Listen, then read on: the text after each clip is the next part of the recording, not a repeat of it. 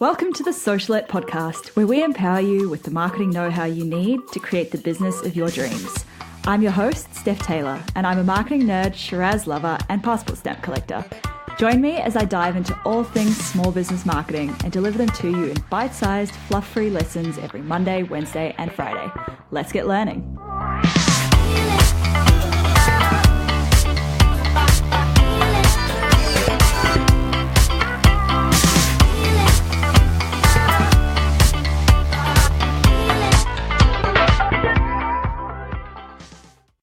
Hey, welcome to Socialette. This is episode 122.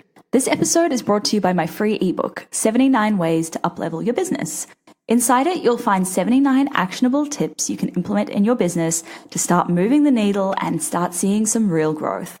Head to stephtaylor.co/79 to download it. So stephtaylor.co/79.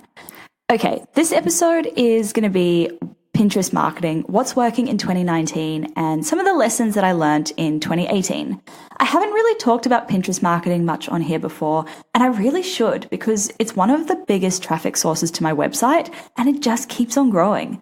I think it gets a bit of a bad rap because people assume that it's for recipes and interior design and like beauty tips, but you'd be surprised at what content is on there in pretty much every space.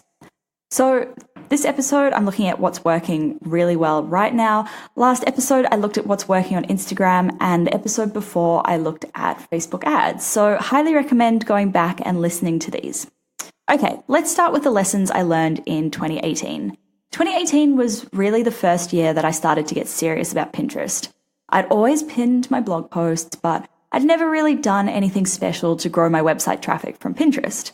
So I got stuck in, I did a lot of learning, I did a couple of courses, and now I'm actually Pinterest obsessed. So the first thing I learned is it doesn't matter how many followers you have. Yep, how great is that? Like, you can have a lot of success on Pinterest with barely any followers, simply because it's a search engine as well as a social platform. So even if you have no followers, if your pin has the keyword that people are searching for, it looks good, and it has the content that people want, you're going to get people clicking on it. And when people click on it, then they click through to your website, and that's website traffic. So for this reason, it's super important to make sure that your pins are SEO optimized and use the kinds of keywords that people would be searching for. So spend a little bit of time researching and thinking about what people might search for when they're looking for your content. It's not a whole lot different from how SEO works when you're optimizing a blog post or something for Google.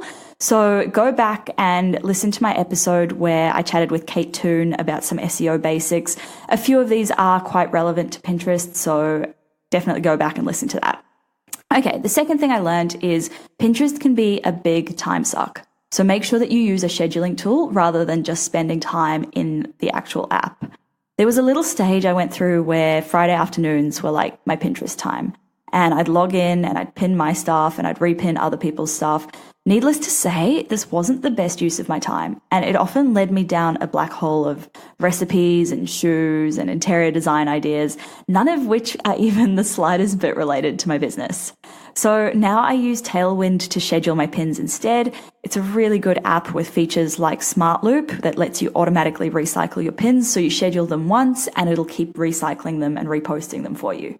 You can try Tailwind for free at stephtaylor.co/tailwind. That's all one word, TAILWIND. And yeah, you can try it for free. Highly recommend it. The third lesson that I learned in 2018 is that group boards don't matter as much as they used to. Everyone is a member of so many group boards, and I realized that while people tend to pin a lot of their own content to group boards, nobody's really sitting there scrolling through them and looking for content anymore. There's just too many group boards to keep up with them. So Tailwind tribes are a fairly new feature. They seem to be a lot more effective than group boards, but it's still early days, so I guess time will tell. So rather than trying to join all the group boards that you can, you might actually find you get better results by joining Tailwind and using their tribes feature. Again, you can head to stephtaylor.co/tailwind to try it out for free. Now, onto what's working in Pinterest in 2019. So firstly, Pinterest ads. Pinterest ads are like my worst kept secret. I love Pinterest ads. They are still pretty cheap to run compared to, say, Facebook ads. And the targeting is great because you can target based on search terms. So it's a little bit like Google AdWords in that sense. There is also a Pinterest pixel or Pinterest tag in case the Facebook pixel wasn't enough. This allows you to track sales and leads from your ads, but it also allows you to retarget people with your Pinterest ads. So very handy, even if they didn't originally find you on Pinterest. The second thing that's working really well is creating multiple pins that link back to the same page. So what I mean by this is, let's say you have one blog post. You'd then create a couple of different graphics for this. Often the graphic that you think will perform best isn't actually the one that does. I think Pinterest did some research that found that graphics that use the color red got the most clicks. Who knows if that's accurate? And if red's not in your branding, I wouldn't just go and make your pins red for the sake of it. But just have a couple of different graphics to test. You should also be using different keywords in your pin descriptions for these multiple pins so that you're increasing the number of search terms that you're showing up for. The third thing that works really well is pinning your Instagram posts to Pinterest. Sharing your Instagram posts to Pinterest can be effective if you link back to the original content on Instagram. Why is this effective? Well, if people like what you're pinning, they might just pop over to Instagram and follow you.